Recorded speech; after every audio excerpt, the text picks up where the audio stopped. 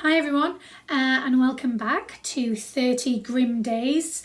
Sarah has taken you on the start of the journey over the first 15 days, and now I, Jem, are going to take you to day 30 with 15 more activities that you can do or not do. It's completely up to you, so let's get started.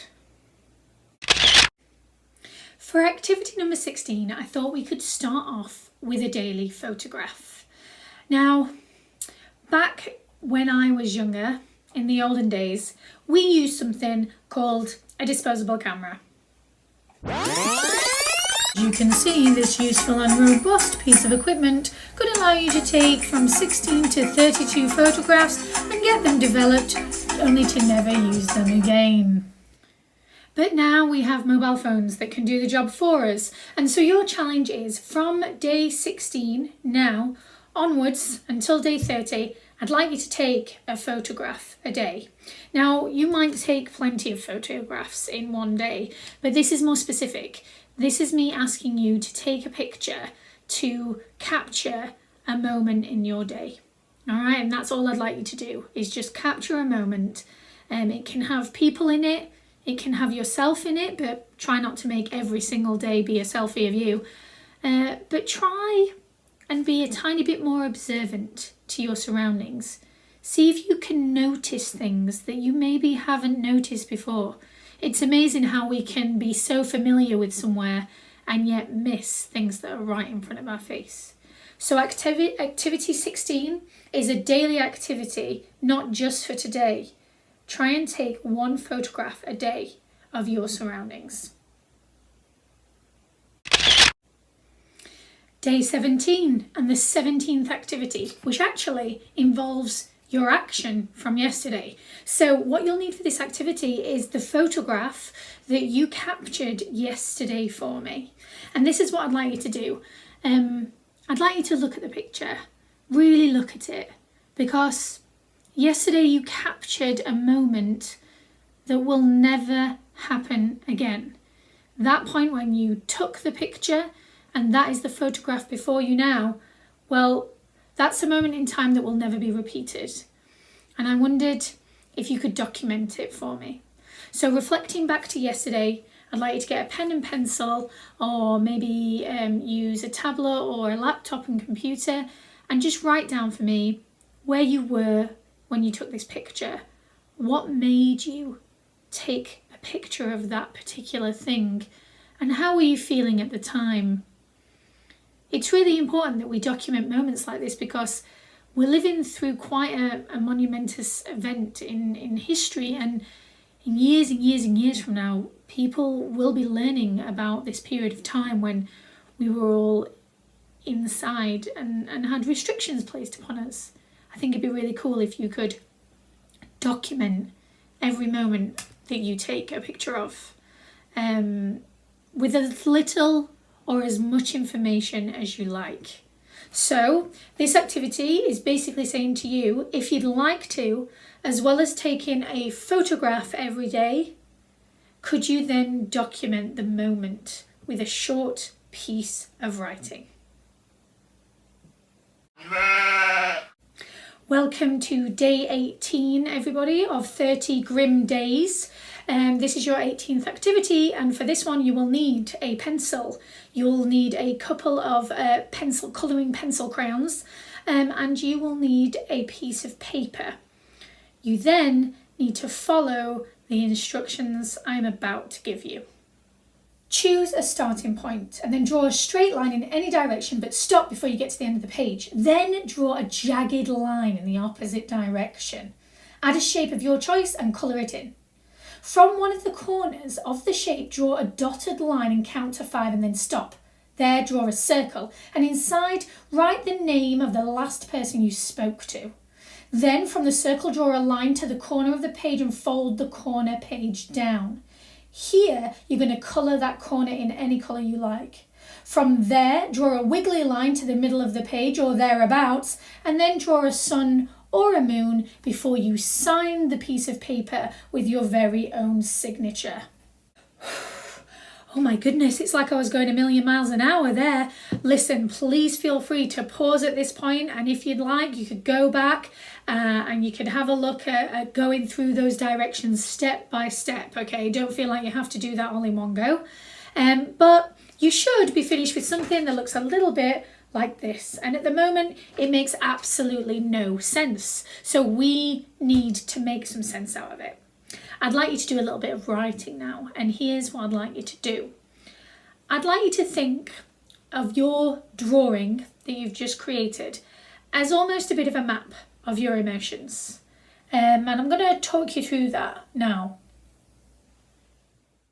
Beginning with the starting point, what could that represent for you? Is it a particular moment in time? And the stop, it's ever so certain and precise. What could that mean? Moving on to our jagged lines here, these are very, very clear. And then your shape and the colour of your shape. Why have you chosen these two things and what could they mean? Moving down with the dotted line, how is a dotted line different to a constant line? What could that mean in terms of our feelings? And then the circle with that person's name in it. What does this person mean to you? And what could the circle represent in terms of your relationship to them? Moving on, and we're going to this corner here. Why have you chosen to colour the corner in that colour? And why is it folded down? Could that represent a particular emotion? And then we have our wiggly line that goes somewhere in the middle. What could the middle of your page represent here? Which part of you and your being? Did you choose a sun? Or did you choose a moon here? It's interesting that we as adults have our own signature and they're used for a number of different practical things, but it'd be interesting to see what your interpretation of the signature is on your drawing that you've just created. And basically with your writing, I would love it if you could take us on a tour guide of your emotions using this piece of paper, almost like a map. Hi again, we're on activity 19, which means we're on day 19, and this one's a bit of a challenge for you. So I'd like you to explore your house, and I would like you to pick out a particular framed picture. This could be a framed photograph, or it could be a picture of art that's either on a wall or it's standing on a table or something like that. And you are going to cover part of that framed picture up with a completely different picture. Here's the rules, and these are really important. Number one, you cannot damage the original picture. That would be well harsh on the person who owns the picture. And number two, you need to cover part of the picture up with another picture and try and not let anyone notice the change for a whole week. That's right. So let me just put that in words that might make sense, because I do have a tendency to natter on. The picture that you partially cover this picture frame up with needs to be so subtle, so small, that the other members of your household will not notice that anything has changed for a whole week. So I decided to be a step ahead of the game here, and I went exploring the different pictures in my own home. Has potential. I'm not quite sure about this one. It'll be very hard to hide another picture within this. Bingo! Here is my picture. I drew a little swimmer swimming, and I'm going to place it here. In New York, swimming in the Hudson River, and hope that nobody sees it. Yeah, so have a go at that. It just needs to be a really small drawing that could maybe fit within the theme of the already existing framed picture. So see if your family can spot it within the week. I really hope they can. And let us know if you're successful. That's day 19. Out! Wow, we made it to day 20. I can't believe it. Excellent work, everyone. I think we're ready for the 20th activity. And this one's something that I think you're going to have to really think about before you start writing anything down. So here it is. I'd like to think of 3 characters from literature or film or TV who you most identify with, who you think represents who you are. So just to be clear here, guys, I am not asking for your favourite character from a book. Not at all. I want to know the 3 characters from either literature, film or TV that most represents who you are as a person.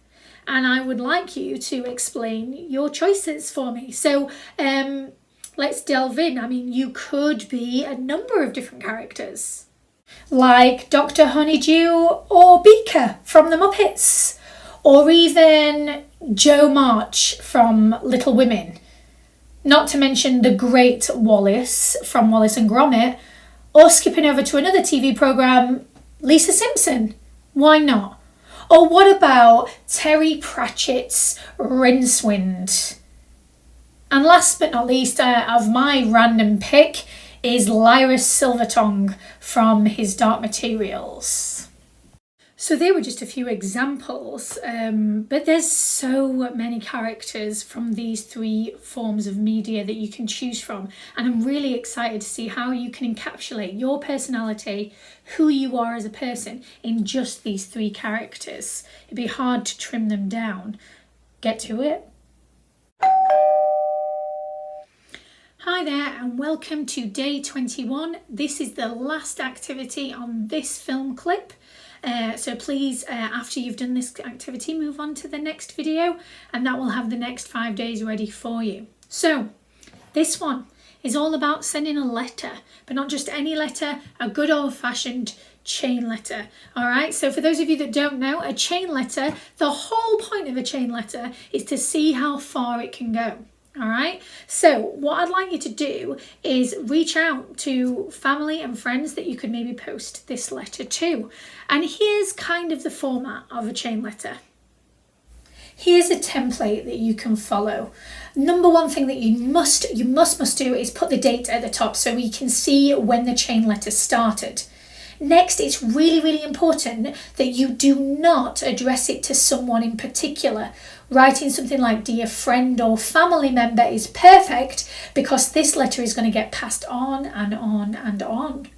Here's the body of the text, which just explains that it's a chain letter and the whole only purpose is to see how far it can go. And really important at the bottom, you must write your name where it says originator so that people know that you're the person that started the chain letter. If you want to, you can put where you're from, like I have, so you can see the geographical reach of the chain letter. But please do not write your address. That's just not necessary. So the idea is the recipient of your chain letter will add their name underneath your name. Then they'll post the chain letter to someone else who will add their name, and so on and so forth. You might want to put an expiry date on your chain letter and say this chain letter will stop working on such and such a date. You might also ask for documentation. So if you're going to keep it within your friends and family, which I think you should do, you might ask that maybe they send you a picture when they receive the chain letter so that at the end of it you know how far it's gone. And what started out as just a simple piece of paper has now potentially travelled the globe, or at least to the next postcode. Have a go!